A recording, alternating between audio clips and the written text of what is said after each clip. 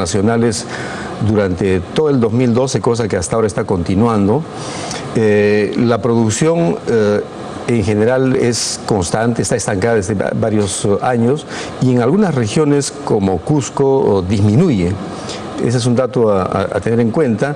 Y en tercer lugar, también hay un efecto de las nuevas medidas tributarias que dio el gobierno de Ollanta Humala el año 2011. Me refiero al gravamen especial a la minería y el impuesto especial a la minería. Ambos conceptos son considerados como costos a la hora de calcular el impuesto a la renta, sobre el cual se calcula el canon minero con un 50% de este impuesto. Claro, para que nuestros televidentes recuerden, el canon es el 50% del impuesto a la renta. Así es.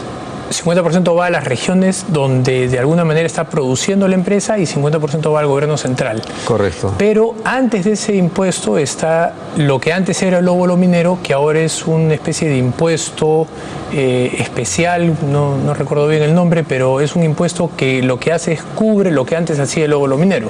A ver, es lo siguiente, el impuesto especial se aplica a aquellas empresas que no tienen contratos de estabilidad jurídica.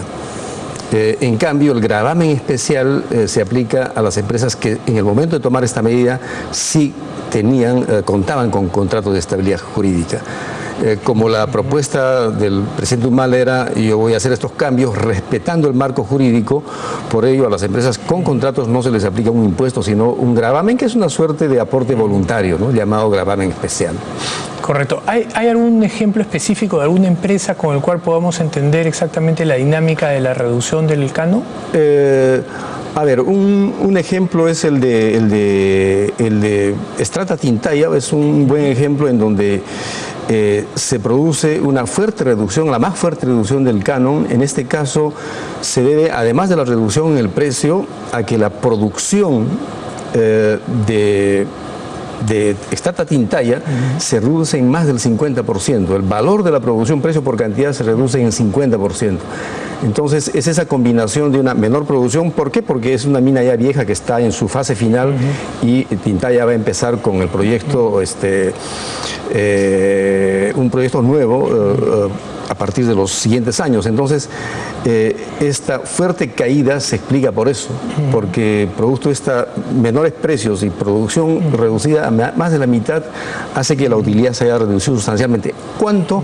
No lo sabemos, pero digamos, ahora, se entiende que ha sido muy fuerte. Lo paradójico es que las regiones se quejan mucho de la pérdida de canon, pero ellos de alguna manera también han influido en esta caída, porque por un lado están los precios, que eso es algo exógeno, es algo que no tiene que ver necesariamente con lo que haga o no haga una región, pero por otro lado está la reducción en la producción, el estancamiento en algunos casos. Y lo que sí sabemos es que para futuro hay muchos proyectos que están paralizados, que en el futuro pudieron haber brindado canon y que no lo van a hacer porque están paralizados por básicamente posiciones políticas de los gobiernos regionales. Claro, los conflictos creo que van a explicar los ingresos futuros, pero lo que ocurrió este año con el canon minero, creo que no. En el caso de Tintaya claramente no, porque ese es un efecto producción, claro, esa es una precios, producción que se está...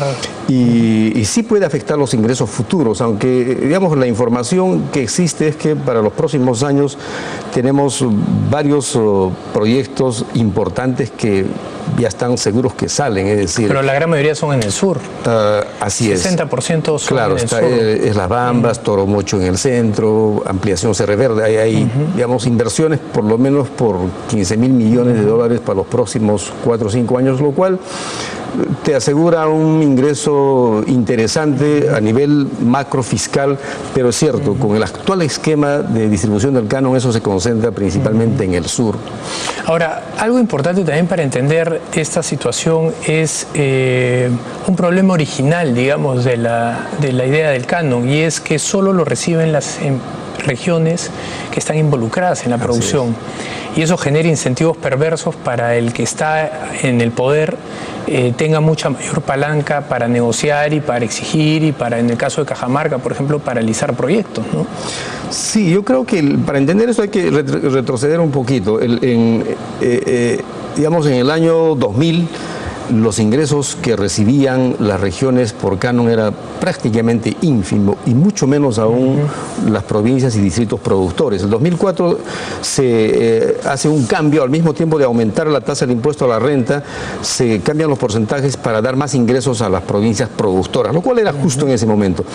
Lo que obviamente no se previó es la magnitud que cobrarían los ingresos. Entonces, cuando esos ingresos crecen 10, 15, 20 veces, hacen explotar este sistema de distribución. Desde 2007-2008 este sistema ya no funciona. Es más bien un generador de desigualdad, de inequidad entre regiones, porque beneficia solamente a la región productora y ahí dentro al distrito productor y a la provincia productora, porque si uno mira Ancash, si uno mira Cusco, Cajamarca, en realidad donde los recursos están concentrados es en la provincia productora. Porque si tú miras Cusco, Ancash, hay otras provincias que no son productoras que reciben muy poco, a decir verdad. Entonces, ese esquema que en su momento fue adecuado... Correcto, solo para dar las cifras de lo que tú estás mencionando, la minería en el 2002 tuvo tributos por 689 millones de soles y en el 2012 tuvo tributos por 10.600 millones de soles. Ahora, otro efecto perverso de lo que ha ocurrido con el canon, con el impuesto especial en lo que era el óvalo, es que este gobierno ha sacado el óvalo, ha puesto un impuesto, pero el óvalo que antes era conversado entre la empresa y los distritos que estaban a su alrededor y lograban cierto grado de identificación con algunos proyectos, hoy día tienen que venir los recursos del gobierno central y a veces no llegan. Entonces ha abierto también un conflicto interno entre la provincia y el distrito y la empresa. La percepción es que no llega. Ahí hay un problema efectivamente en relación al óvalo minero, que era, si bien un monto menor, los recursos eran conocidos en su magnitud y también era conocida el cómo se utilizan, porque allí priorizaban un conjunto de necesidades de desnutrición, salud, educación, que correspondían con las políticas nacionales de lucha contra la pobreza. Ahora esos fondos del gravamen especial y del impuesto especial vienen al gobierno central, pero no hay información que nos diga ¿Qué es la segunda pregunta que te quería hacer? Hemos visto lo que ha pasado con los ingresos, pero hay que ver qué hacen con los egresos. Y cuando uno mira qué hacen con el canon, las regiones, por lo menos en la data reciente que hay sobre toda la macrorregión norte, solo utilizan el 54% durante el 2012. Tal vez lo que deberíamos es de poner algún sistema de incentivos a través del cual lo que no se use revierta para que se pueda distribuir hacia las regiones que justamente no recibieron canon. Así es. Yo creo que mirando el uso, los resultados que nosotros tenemos es que el 75% de los recursos del canon van para financiar proyectos de infraestructura vial, infraestructura de salud, educación, agro y por ahí salud y saneamiento. Eso se lleva el grueso de los recursos. Y si uno mira la tasa de crecimiento del gasto público subnacional, ha crecido a una tasa importante, 20% promedio por lo menos, lo cual, digamos, considerando la situación institucional que no ha cambiado mucho, no está mal. El problema, desde mi punto de vista, es la calidad del gasto, qué tipo de proyectos están haciendo. Se preocupa. Y eso no se mira, ni el MES, digamos, tiene un sistema de seguimiento de esa calidad del gasto. Y ahí es donde deberíamos apuntar, por un lado, con los cambios, y por el otro lado, creo que, ¿cuáles son las soluciones desde mi punto de vista al problema que tenemos hoy? En el corto plazo, tal vez el MES podría, digamos, compensar a aquellos municipios que han sido fuertemente golpeados y que están en las provincias que no son productoras.